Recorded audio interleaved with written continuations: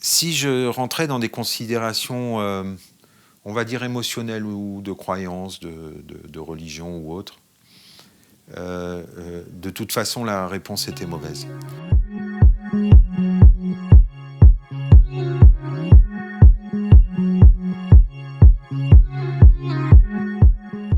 Tout d'abord, je voulais dire que je peux comprendre l'émotion qu'il peut y avoir par rapport à cette décision.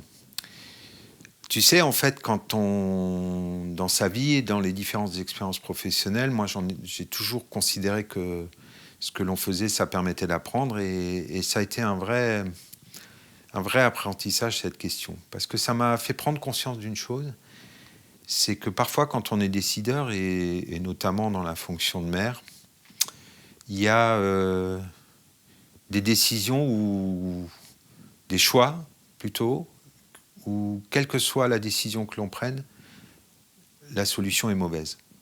Il ne peut pas y avoir de bonne solution à certains problèmes. Et j'ai cette mère qui est venue me voir, et je replace le contexte, puisque entre-temps, elle a été condamnée pour soutien au terrorisme, mais à l'époque, on ne le savait pas. Et elle vient me voir et elle veut enterrer son fils. Si je rentrais dans des considérations, on va dire émotionnelles ou de croyances, de religion ou autre, de toute façon, la réponse était mauvaise. À ce moment-là, dans ma réflexion, et c'était en concertation avec les services de renseignement de l'État et aussi le préfet, j'ai décidé de prendre une décision qui ferait abstraction de toute considération morale, religieuse, culturelle ou autre, et de plutôt raisonner sur, en fait, quelles vont être les conséquences, avec cette notion de dire, un peu comme les gendarmes ou les policiers, mon rôle, c'est de préserver l'ordre public. À partir de là, si j'avais refusé, je ne maîtrisais pas la communication qu'il y avait autour. Je ne maîtrisais pas une famille qui aurait pu alerter les médias, dire le maire refuse, et puis finalement monter un certain nombre de partisans qui pensaient que c'était bien de l'enterrer et de créer des manifestations. En revanche, lorsque j'ai pris la décision que nous pourrions l'enterrer à Wissembourg, je savais que j'allais totalement maîtriser l'événement.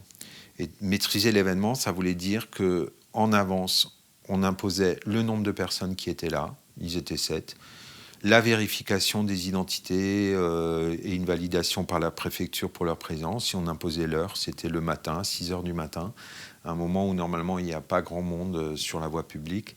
Et tout ça dans un dispositif policier. Et je l'ai fait en totale discrétion, puisque à part la responsable de l'état civil, personne n'était au courant au niveau de la mairie.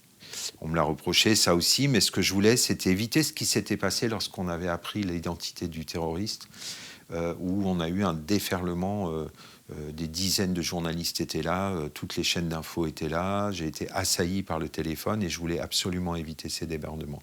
Et finalement, de ce point de vue-là, ça a été une réussite, puisque on n'a pas vu de manifestation. Ça s'est su relativement vite, mais l'événement était passé. Et voilà, je peux comprendre encore une fois le côté émotionnel, mais il n'y avait pas de bonne décision à prendre. Moi, ce que je pense, c'est que là où il est, il fera plus de mal à personne.